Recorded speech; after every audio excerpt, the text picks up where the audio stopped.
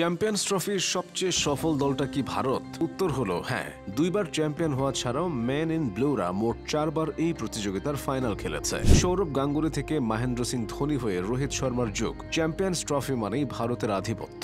যেভাবেই হোক এই টুর্নামেন্টে দলটি সফলতার পথ খুঁজে নেয়। এক নজরে চ্যাম্পিয়ন্স ট্রফিতে ভারতের শুরু থেকে শেষ পর্যন্ত দেখে নিন। আনুষ্ঠানিকভাবে চ্যাম্পিয়ন্স ট্রফির পথ চলা শুরু হয় 2002 সালে। তবে আগেও দুইবার এটি মাঠে গড়ায়। তখন টুর্নামেন্টটির নাম ছিল আইসিসি নকআউট বিশ্বকাপ। 1998 সালে বাংলাদেশে বসে নকআউট বিশ্বকাপের প্রথম আসর। সেখানে ভারত সহ অংশ নিয়েছিল মোট 8টি দেশ।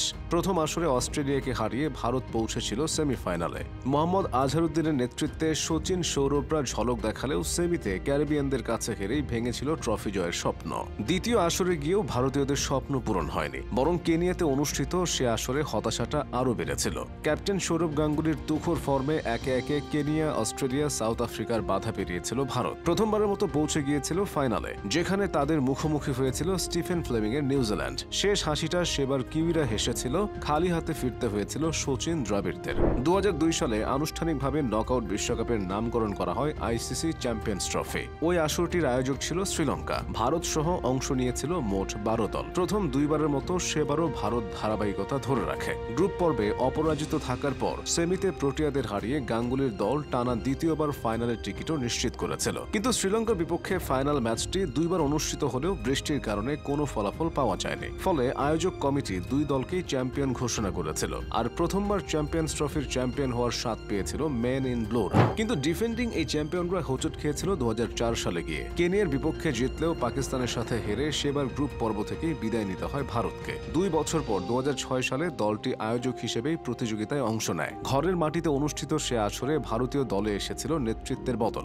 অধিনায়ক হয়েছিলেন রাহুল দ্রাবিড়। তবে ভাগ্য সেবারও সহায় হয়নি। ইংল্যান্ডের সাথে জেতার পর ওয়েস্ট ইন্ডিজ ও অস্ট্রেলিয়ার সাথে হেরে সেমির আগেই তাদেরকে বিদায় নিতে হয়। চ্যাম্পিয়ন্স ট্রফির পরবর্তী আসরটির আয়োজক ছিল সাউথ আফ্রিকা। 2009 সালে সে আসরেও ভারত বলার মতো কিছু করতে পারেনি। সে সময় দলটি নানা পরিবর্তন আর পরিবর্ধনের মধ্য দিয়ে যাচ্ছিল। নেতৃত্বে ছিলেন মহেন্দ্র সিং ধোনি। প্রথম ম্যাচে পাকিস্তানের কাছে হারার পর অস্ট্রেলিয়ার সাথে দ্বিতীয় ম্যাচটি বৃষ্টিতে ভেস্তে গিয়েছিল।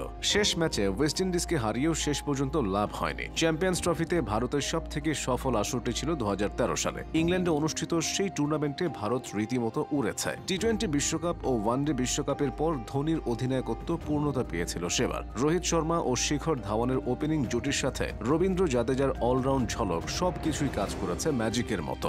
South Africa, West Indies, Pakistan, Sri Lanka এবং সবশেষে স্বাগতিক ইংল্যান্ড ভারতের কাছে সেবার কেউই পাত্তা পায়নি। ফাইনালে ধোনির ঠান্ডা মাথার কূটকৌশল তাদেরকে অপরাজিত চ্যাম্পিয়ন করেছিল। সে সময় বেশ অনভিজ্ঞ হয়েও শিখর ধাওয়ান টুর্নামেন্টের সেরা ক্রিকেটার নির্বাচিত হয়েছিলেন। 4 বছর পর 2017 সালেও চ্যাম্পিয়ন্স ট্রফির আয়োজক হয় ইংল্যান্ড। যথারীতি সেখানেও ভারত ছিল অপ্রতিরোধ্য। গ্রুপ পর্বের 3টির মধ্যে 2টিতে জিতে সেমিতেও তারা হারিয়েছিল বাংলাদেশকে। ফাইনালে পৌঁছানোর পর চ্যাম্পিয়ন হওয়ার জন্য ভারতই ছিল স্পষ্ট ফেভারিট। কিন্তু ক্রিকেট বিশ্ব সেদিন দেখেছিল আনপ্রেডিক্টেবল পাকিস্তানের চিরচেনা রূপ। ফখর জামানের ব্যাটিং তাণ্ডবের পর মোহাম্মদ আমিরের দুর্দান্ত বোলিংয়ে ফাইনালে হেরে যায় ভারত। সে ম্যাচটি জিততে পারলে এতদিন ভারত এককভাবেই চ্যাম্পিয়ন্স ট্রফির সর্বোচ্চ শিরোপার মালিক থাকত। তারপরও এই টুর্নামেন্টে ভারতের সাফল্যগুলো বেশ ঈর্ষণীয়।